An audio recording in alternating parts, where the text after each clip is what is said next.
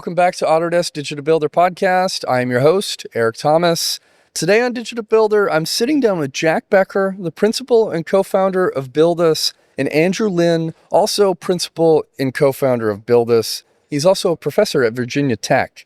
And BLDUS is a Washington, D.C. based practice that's trying to rethink housing from the ground up, starting with where materials come from, how they're sourced, and how those choices shape the architecture that gets built.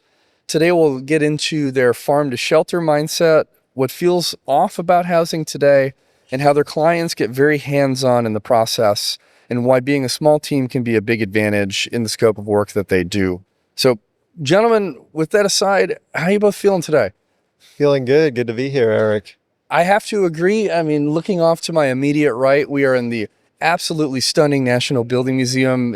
Second time we've had the privilege of filming down here, and very excited to be here. Andrew, how you feeling? Doing great. Thanks for having us. Yeah, absolutely. Well, let's jump straight into the fun. Jack, I'm going to throw the first question your way. For listeners who might not be familiar with your team, how do you describe the work that BLDUS does and what you guys are all about? Yeah, in your introduction, Eric, you mentioned farm to shelter as kind of an organizing ethos and approach to housing and architecture that we try to apply.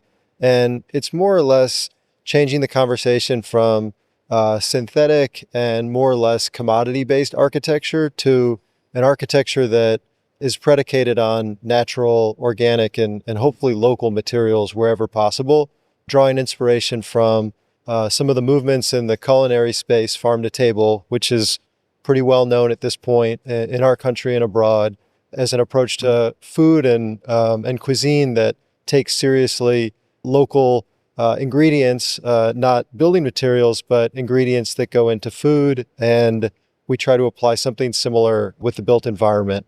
I love that. It's a really deliberate approach and has a big focus on the local community that you're in as well. It's a unique mindset, but I think everybody is pretty familiar with the farm to table. So kind of a cool transition into how we think about architecture as well. It's also kind of a way of meeting the general public where it is, as opposed to kind of architecture speak, which is more or less a discourse for, by, and with other architects. And this was kind of an immediate shortcut to a general public understanding of a trend that already exists that addresses something like a healthier outcome for people. It's not what they eat, where they live instead, but it's similarly about, the body and a form of consumption in a way, consuming space instead of food. I like it. Andrew, anything from your seat that Jack might not have touched on? Yeah, so we are very deliberately based in Washington, D.C., and from D.C., we're able to have a sort of national perspective on American construction building trends. And so we are focused on our local community here, and we appreciate the fact that it is a national city that allows us to balance the local and the national. It is a really unique environment. I mean, most cities that I visit don't have a space like the one we're sitting in right now, to say the least. It's pretty cool that you're able to be very deliberate about how you support the local community and housing. When you step back and look at housing today, whether it's in DC or elsewhere in the country, what feels on track and what feels off track, I guess, about the way that we're approaching housing, and what else do you guys maybe do differently? Yeah, so most of the building materials that are used commonly today are remnants of the military-industrial complex, and people aren't aware of the negative health impacts that these products have. So drywall, paint, fiberglass insulation, very common materials that we interact with day to day, they didn't exist before World War II for the most part. And unlike something like fast food, where as you're eating it, you have to come to terms with the detriment that it's causing to your health, buildings are a little sneakier. And so unless you're very aware of your surroundings, you don't know that the paint and the drywall and the wood furniture and, all these other products that you surround you and your family with are off-gassing and causing very minor but very consistent negative health impacts. And so we try to look for alternatives that are maybe radical in their spirit, but are still off the shelf and accessible to everyday people. So we experiment, we research, and we're looking for new products, but We also really appreciate when people are able to bring to market something that can be healthy and cost comparative, cost effective. So we very much like to look for one-to-one cost replacements, but products that are major health upgrades. Your approach is really thoughtful, and I suppose most folks who are making their housing choices are either inheriting something that already existed, of course, and not building net new, but might not have the frame of reference to understand some of the things that you've just shared as well. So appreciate your look at, how do we build healthier, more intentional spaces and make sure that, to your point, one-to-one as far as cost replacement, we're not having a giant cost inflation along there as well, because I think everybody knows affordable housing is a big challenge in the United States at the moment, and anything we can do to continue that narrative thoughtfully, I think, makes a big difference. We mentioned this a moment ago, but I'm curious if there's more. Why Washington, D.C.? What did you see in this city that made it feel right to build this kind of practice? Yeah, so there's more prosaic reasons related to my biography and Andy's as well. We both have family here and both had a relationship to DC growing up. In terms of it being a good place to support the kind of practice we wanted to develop, there's the idea that Andy alluded to, that it's kind of a city of national and international stature. It's our nation's capital and functions in that way, in a very symbolic, performative way. And in that way, anything we do here or anything any architect does here works on that stage and assumes that kind of exposure. It's also urbanistically a city that emphasizes gardens and open spaces in relation to architecture, more so than other American or even European cities. And this sensitivity and sympathy with plants and nature and green space, we thought made for a really compelling dialogue with the type of architecture and materials we were interested in incorporating. And I think the visibility, no way to understate that by any means. I mean, the amount of monuments, the amount of tourists, the amount of foot traffic that prominently located architecture gets here largely differs from a small suburban environment you might be designing in. So it's a cool place to come in and try to make your mark in the midst of a lot of pretty impressive and incredible architecture, to say the least. Yeah, and there's kind of a popular misunderstanding in a way, even among architects, that it's not a place where people live. It's a place where law is written and politics happens on a national scale, and where congressmen and senators come from their home states and jurisdictions and kind of camp out on a seasonal basis. But what's overlooked is that it's a real place where people live and life happens. I think that's something that we wanted to challenge a little bit, that stereotype of DC as more or less like a mythological place as opposed to a real place where things happen. I understand and appreciate that point too. I lived in Dubai for a couple of years as kind of an example of that. And the tourist Dubai is very different from the resident Dubai as far as what people get up to and what the day-to-day experience is. And so I appreciate you pointing that out too, because there's a lot of people here that are not seasonal by any means and have chosen to make this their home for a myriad of different reasons. And so it's a cool spot to make your mark, and I appreciate the extra context. And Andrew, I know both of you guys met on your first day of architecture school, actually, and you've been practicing together for more than a decade. I'm just curious, what's been consistent in your shared vision since those early days? And then maybe on the other hand, what's evolved or changed over that time? I think what's been consistent is design excellence, an interest in professional ethics, and something like an obsession or a passion for precedent projects and visiting them. We both grew up in families that visited Frank Lloyd Wright houses, which, believe it or not, isn't something that all American architects do when they're young, to their detriment. So design excellence is obviously a key component of Frank Lloyd Wright. Professional ethics is an ongoing sort of narrative thread through his career and his relationship to his clients, to his projects, to construction, and then, visiting the places, learning about how these narratives tied into all the buildings that he designed, and seeing that the practice and the profession of architecture is malleable and evolving and that could be part of what we are interested in and practicing day to day. It's not just the production design of the architecture, it's also how we conduct ourselves as a practice, what our interests are, and how we explore those interests, who we interact with, etc. In school, we would always take what we thought of as field trips to go visit great architecture wherever we were, and whatever the situation was, whatever the next deadline or exam was coming up. And we recognized then the importance of visiting architecture, touching it, smelling it, sketching it, being inside of it. And we weren't satisfied with experiencing architecture through books and computers. And that has proven to be probably the most valuable set of experiences that we've built together, are the trips that we've taken and time that we've spent in great architecture together. So now as we're designing, a key part of our process is referencing precedents. And of course, learning about Frank Lloyd Wright, he was almost ashamed of his precedents or projects that influenced him. He was very selective with the influences that he unveiled, that he would allow the public to know about. In contrast, we had an interest very early on of being open, transparent, explicit about the buildings that influence us and why they do. And we're interested in old buildings that are able to stand the test of time and that society embraces. And so being able to visit 400-year-old buildings, 300-year-old buildings, see how they're doing, think about who's been through them, what they've been through. It's very special. And so I think precedents are a sort of key through line through our time together before and after the founding of BLDUS.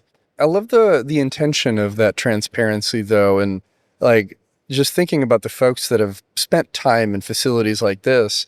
Like, of course, sitting in the National Building Museum right now, like this was the Civil War pension building originally, and now it's a beautiful museum. But at one point, like there were cubicles apparently in this open space. I learned from Eileen when I interviewed her, the CEO of the museum. Drop ceiling too in this big atrium. Yeah, and it, like just what a massive space to be in. But if you go up the stairs over there too, you can see how worn they are from how many people have walked up and down, and just kind of thinking about the impact that this space has had on the people that have worked here, visited here, lived here. It's really interesting. I think it's really cool that you're just very forthcoming about like, this is what's inspired the choices that we're making today. And I'm always curious in projects, whether it's tied to architecture or anything else in my life, like how did that person come up with that? Where did they, get their ideas? And it's cool when they are forthcoming, because I think that inspires other people as well.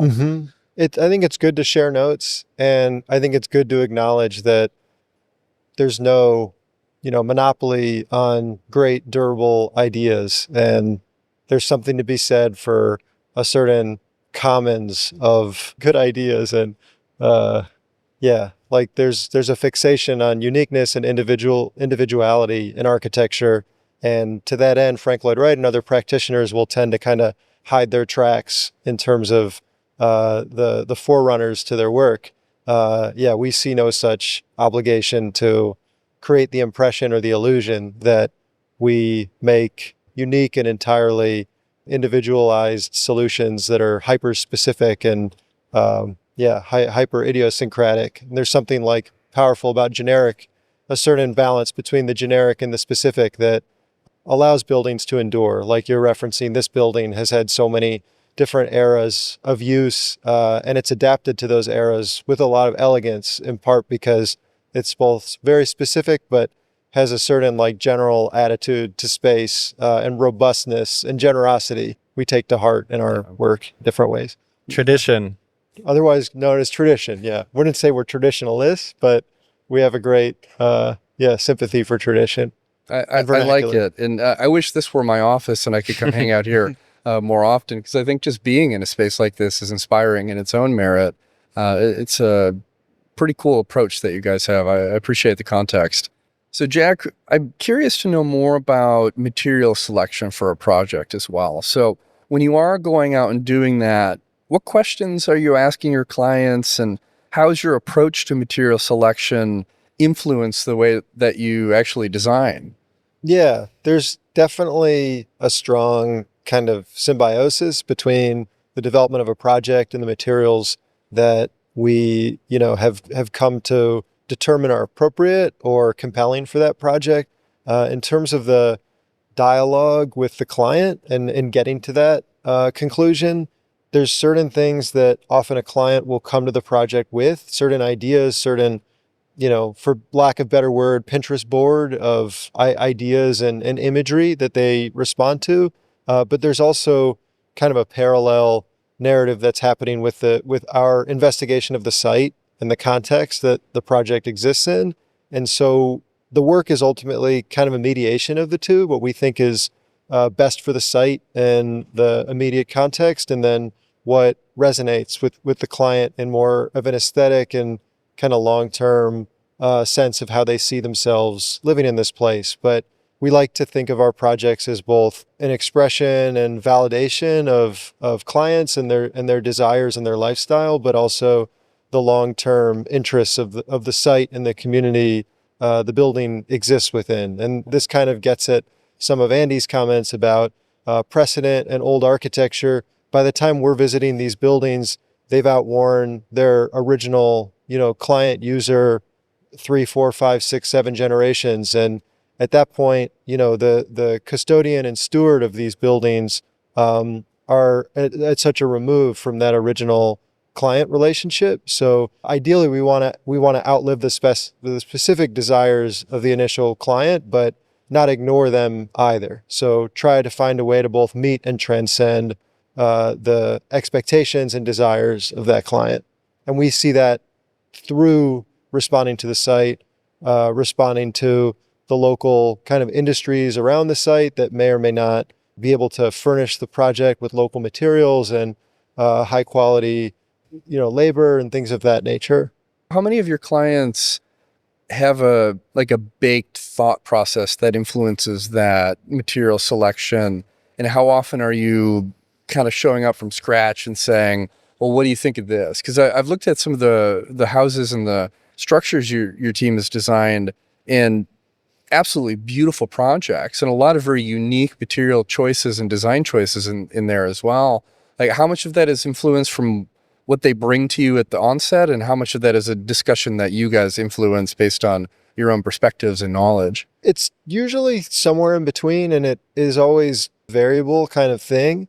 Some of our more successful projects involve the client having a very specific attitude about what they want or what they think they want.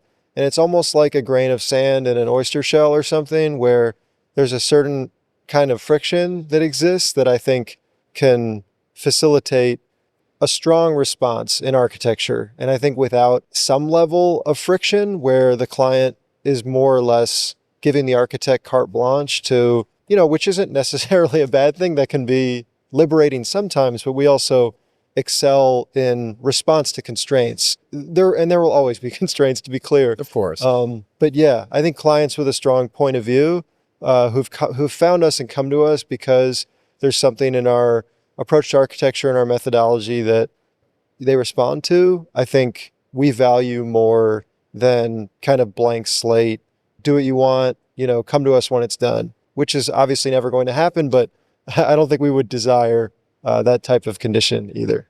I think that level of blank slate could almost be overwhelming in a sense, because you don't even have a baseline of some expectation for what they want or want to use the space for. So I appreciate that context as well. And Andy, I know when we first met, you had mentioned that your team sometimes is encountering and stockpiling materials well before you even have a project or a client. Can you tell me how that scenario unfolds and how what you might have stored somewhere influences some of the way a design comes together on a future project? Yeah, so sometimes these materials are like the grain of sand that Jack mentioned. DC is a great place. It's tough. There's so many different materials that are flowing through the city. And so there are opportunities sometimes for us to get our hands on some of them. And they usually relate to time at different scales. So we, for instance, were able to reclaim some of the discarded Tennessee pink marble that was taken off of the National Air and Space Museum. Oh, wow. And use that as pavers, which set a color tone for the space that then infused itself into the rest of the building. And so there we have a building that isn't even that old, but the building system that is a part of it has failed, and so they need to discard the material. Growing up there in Space Museum was one of my favorite buildings in the world, and so getting our hands on some of that reclaimed material is really exciting. That must have been really cool. And then on the other hand, we are often building on vacant lots. So Washington, D.C., despite its age, is a very young capital city, world capital, compared to, every other world capital. Yeah. And the fact that there are vacant lots in D.C. still is very special to us. And so that has led us to the alleys, back alleys of D.C. And those alleys are often occupied by scrap trees that people don't plant. They just plant themselves. And, over the decades, grow into very large mulberry trees or whatever it might be. And we have in the past felled these and seasoned them and then used them in the projects. So the wood, although the tree is no longer standing, gets to find its way back onto the same site. We're looking at these different scales and sort of different time scales of material use. And so DC is a great place to be opportunistic. Even if you're warehousing behind your own house, to hold on to something that you come across, like how could you turn down grabbing something from the museum, especially the relationship that you have to it as well. It's a very unique space as far as kind of finding some of these unique and, potentially discarded materials and saying, oh, wait, like we can use this, but in a very beautiful and interesting way as well. It's very cool. Thanks. Sometimes it feels like my job is to move piles around from place to place while we try to hang on to them, but it ends up being worthwhile. Yeah, the long-term goals are definitely worth it in the end. I know your team uses a lot of bio-based materials like cork and bark, and these might be pretty unfamiliar to a lot of folks. Jack, I'd love it if you could tell me, what makes these types of materials compelling to you guys when you're using them in your designs, and what limitations might be there, or where might they perform best? Kind of touching on Andy's allusion to discarded materials, and in a way, some of our work functioning as a diversion from the landfill. We like the idea that the materials we're trying to incorporate and celebrate, if the building should need to be dismantled, discarded, etc., it's at least not creating an environmental catastrophe in the long-term kind of decomposition of these materials. Yeah. So that's kind of like a baseline do no harm at the end of the life cycle of the building, which we aspire to be centuries, hopefully. Yeah, sidestep the asbestos kerfluffle or anything exactly. along those lines. We don't want to create a liability for future generations with the materials that we're sourcing. But aside from that, there are just performance benefits to some of these organic materials. You mentioned cork, for instance. In DC and in a lot of jurisdictions around the states, continuous installation is a code minimum at this point. And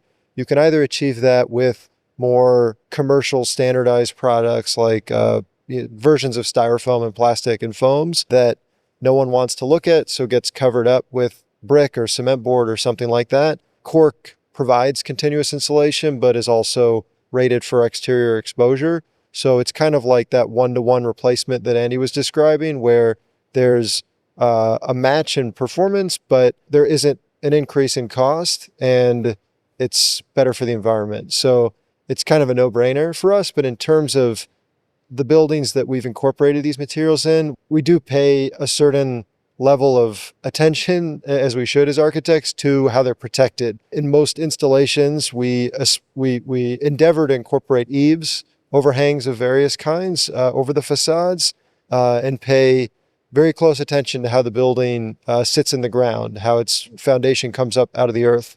These are kind of the hot spots for where a building often fails.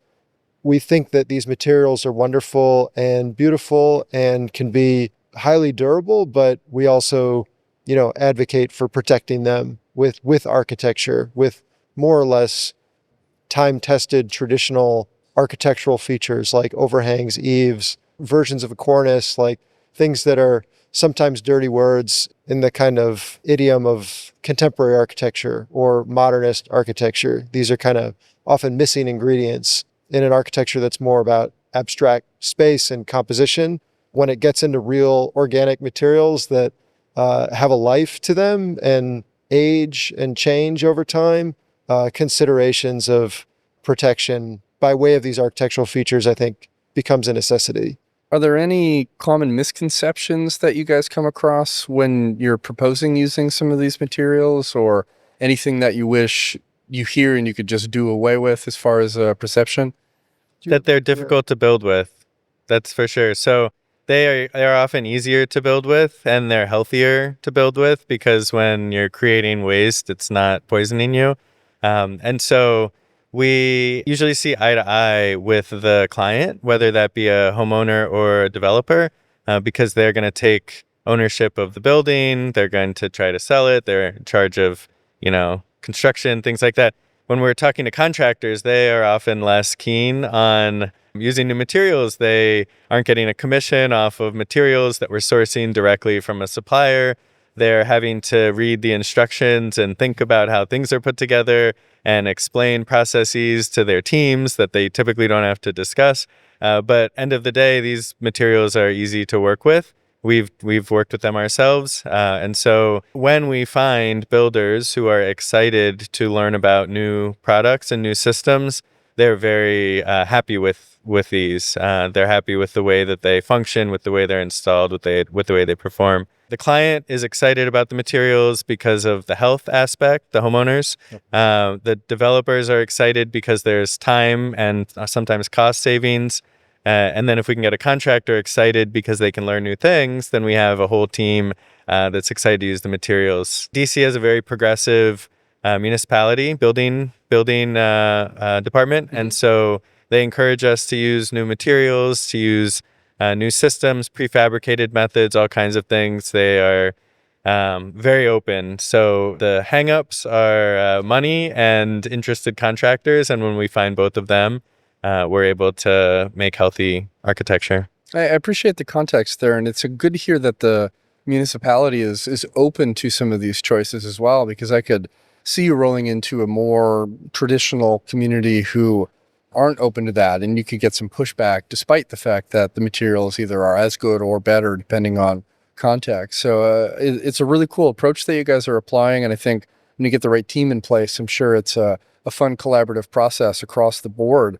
And Jack, I think it's safe to say your clients are probably a bit more involved in your process than typical, just based on everything you've shared with me so far.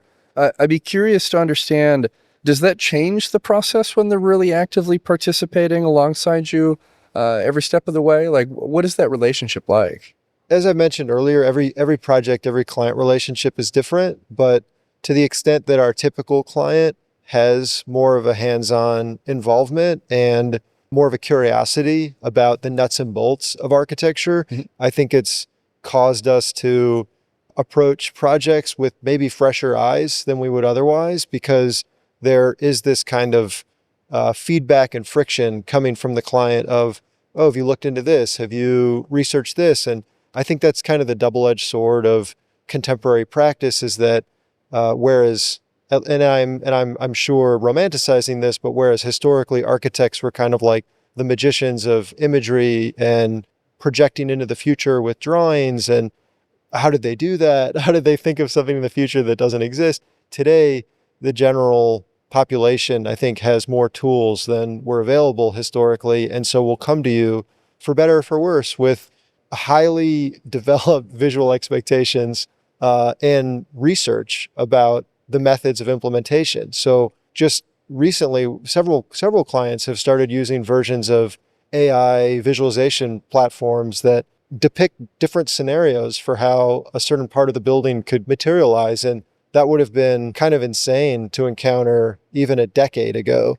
Definitely puts a different kind of onus on the architect to demonstrate their specialness in a way, demonstrate their expertise, demonstrate why they're a key part of the project and should be steering the boat, so to speak. But we welcome a higher level of involvement and curiosity and knowledge from our clients. But like, yeah, you ask a doctor if they enjoy treating patients who've used WebMD for 3 days straight and come to the encounter with like 1,000 different theories about what ails them, like there's kind of a blessing and a curse there. Yeah. But it keeps us on our toes. I have to chuckle there too, because my father was a physician's assistant, and he said in the advent of WebMD, he would spend more time convincing somebody they didn't have something Yes. that they do not have versus actually having the opportunity to Yes. treat and diagnose Yes. them. That example really resonates. There certainly is a balance there. And I think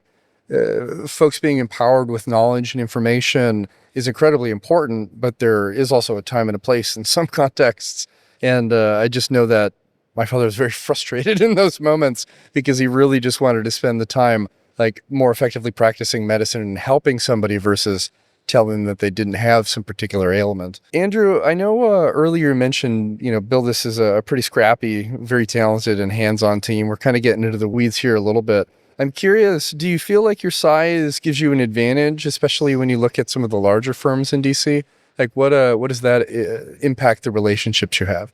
It creates opportunities for sure. We have been reluctant to grow with the sort of economic turmoil of the last decade. We don't want to bring people on and then let them go. We value taking on projects that we know we can tackle. An opportunity that it's allowed us to take advantage of is a closer relationship to our clients and developers, more likely developers. We're able to defer part of our architectural fee for equity in projects. And although that equity is a tiny amount relative to the total project, it aligns our incentives differently than a typical AIA contract. So we prefer, whether it's with a homeowner client or a developer, to be incentivized to deliver a lean, marketable, really valuable piece of architecture, not a chunky, big clunky thing that has a lot of change orders. And so when we are able to use our contractual relationship with our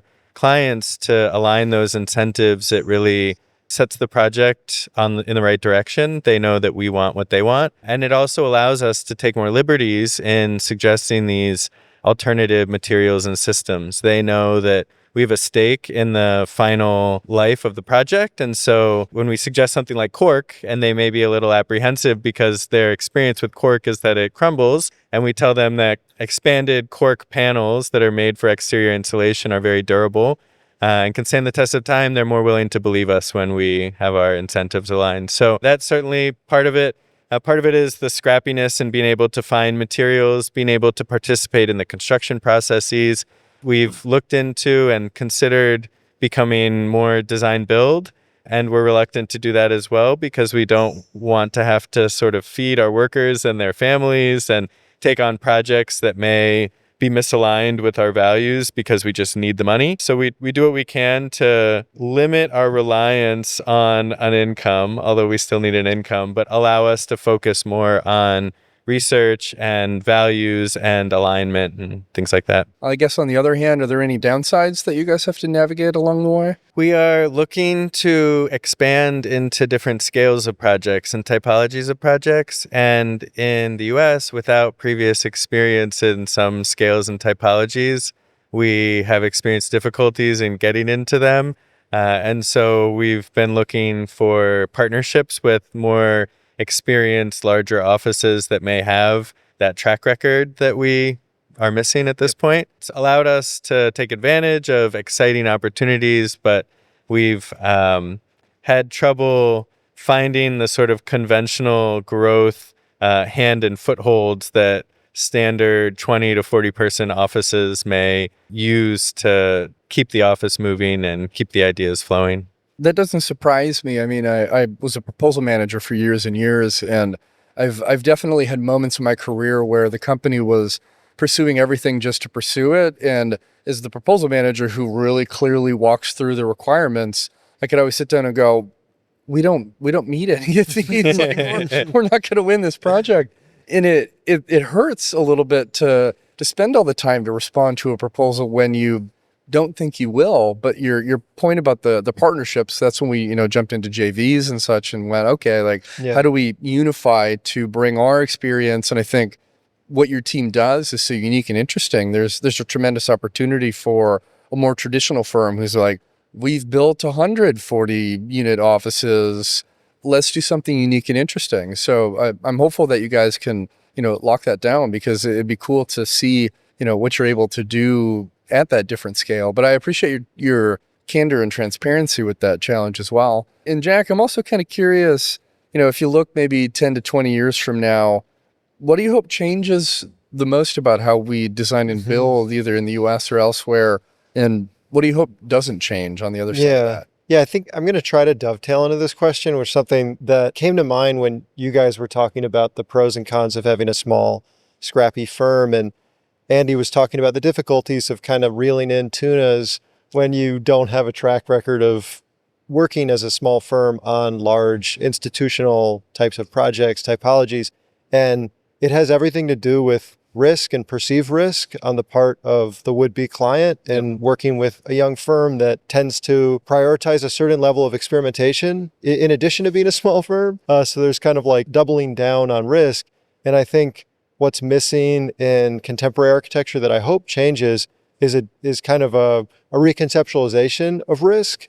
There's risk in more of an immediate time frame where the contractor says, this isn't how me and my grandfather have built for the last 15 years. There's risk in adopting new approaches, but there's also a legitimate risk in recognizing that the status quo and the way that we're doing things are depleting finite resources, are contributing to climate change in various insidious ways, and acknowledging that too is risk, I think should help evolve the discipline and the industry of construction towards more sustainable practices that today might be perceived as risky, but I think ultimately in the long run are not.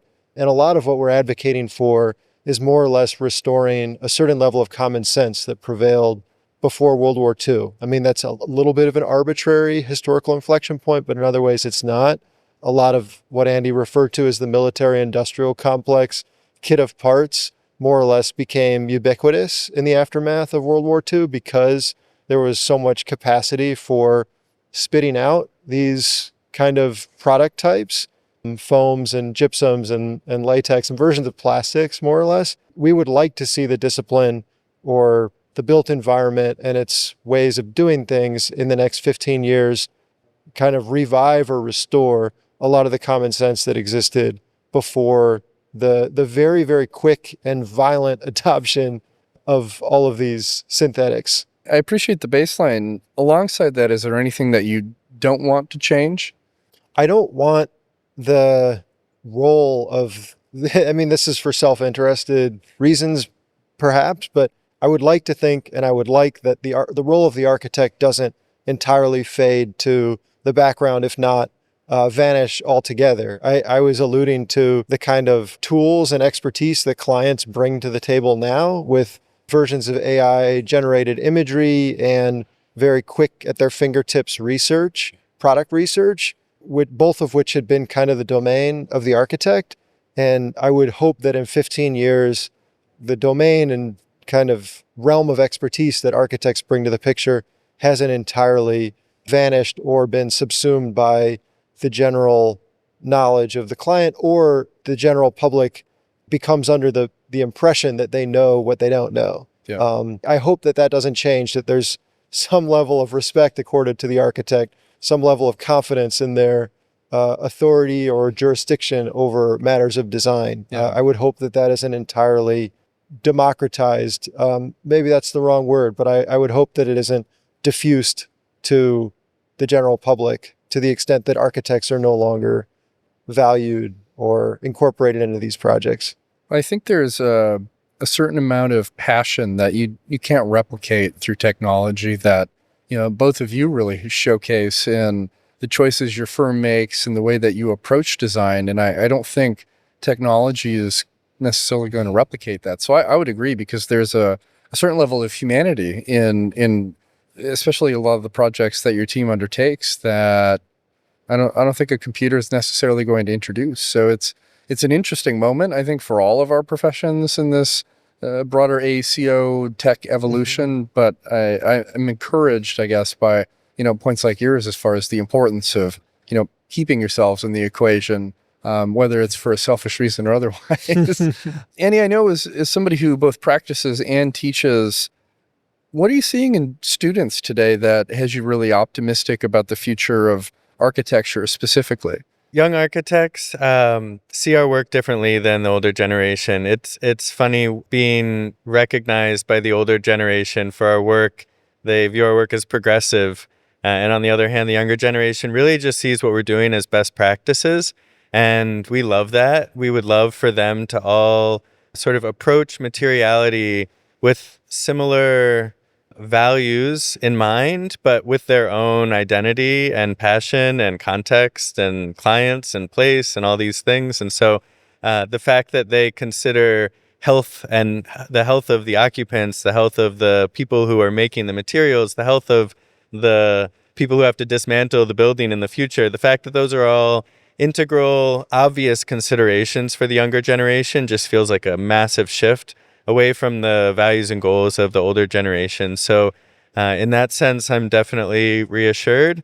They also like to make things with their hands. I think in some ways the younger generation is offended that the older generations think that we can create tools, whether they be AI or anything else, that can do things better than them. You see right now AOC discussing what people can earn and the fact that, billionaires may be able to have compounding interests, but like what a human being can actually labor through a day to earn. And I hear young students talking about things like that. They're trying to do entire projects for whole semesters, drawing by hand and making models by hand. And there's a recent sort of disinterest in 3D printing. And it's really nice to see the younger generation sort of fold some technological assumptions into their being, but at the same time push back against that and look for ways to express their humanity, to your point. So I've been very excited about the younger generation, and I think we can't hand over the reins to them too soon. I like that point too, and I'm seeing more and more examples, whether it's tied to the industry that we work in or elsewhere, that folks are really trying to find ways to work more with their hands and build and create. Like I know when I first stepped into work, it was very strange, especially as a proposal manager, where I was essentially just creating at that time giant binders of paper. It's like, here's the new binder of proposal submission. And I think the first time I was able to go do a site walk and see a building actually being built that I had helped contribute and win for the organization I worked for, then it started to feel a little bit more real, where it's like, oh, okay, here's the thing that we spent weeks toiling away on to go ultimately win. But the tangible aspects I think are incredibly important, will continue to be more so. So not surprised by your answer. I think encouraging though, just as far as that confirmation. Well, gentlemen, I got one more question that I'm going to ask each of you. Jack, I'm going to throw it your way first. What is one tool that you use in every project, no matter what you're working on? Yeah, it's my sketchbook. Your sketchbook? And I have one in my back pocket. Oh, nice. At all times. It's not very large, but it is full of germinating ideas, and I couldn't do without certain digital tools as well, but free form, just me with my hand and my paper aspect to having a sketchbook is totally indispensable to me as well. So that's my most prized tool. There's something tangible about the handwritten aspect as well. Mm-hmm. I'll be honest, I've tried to adopt carrying something like that a number of times in my life. And I don't know if it's tied back to my ADHD and changing what I'm excited about on a regular basis, but I have not been able to sustain it. So I have a cupboard somewhere that has 6 different sizes and everything. And I'll send you my address. You can send it. I'll send them your way. If you're not going to use it. Yeah, I'll tear a couple of the pages of the 4 scribbles that I put in there and then send them over. Well, Andy, how about yourself? What's one tool you use in every project? I'm debating between the X-Acto knife and tape. Both of which, get folded into drawings, models, one-to-ones, whatever it might be, and sort of allow for the free-flowing creation to happen without being impeded by, technological necessities or things like that. We just like pick one. We just like to pick one. Thank you. I'll pick the X-Acto. X-Acto. You can write with both. I mean, I'll take either. I'll take whichever you give me. Well, I love it. And your answer makes sense as far as just the context of everything we've talked about here so far today. And gentlemen, I just have to say again, thank you so much for joining me. Incredibly grateful for the Autodesk Foundation for bringing us together and having this conversation. Of course, appreciate the National Building Museum for hosting this, because I mean, you look to my right and we are in one of the most stunning places that I've ever had the privilege of filming. Our audio listeners are probably exhausted when I do this, but head over to the video for these episodes if you haven't, because the views are just absolutely stunning. It's a wonderful location to film. Of course, if you're out there listening, you can find us on YouTube, Apple Podcasts, Spotify, any normal podcast place that you can find us. Beyond that, I always have to ask folks, if you enjoyed this episode, send it to your friends. Let people know that we're out there. And if you could take a moment to rate us on whatever player that you're using, I would be incredibly grateful. And finally, if you have any questions for me, find me on LinkedIn. Until the next time, goodbye.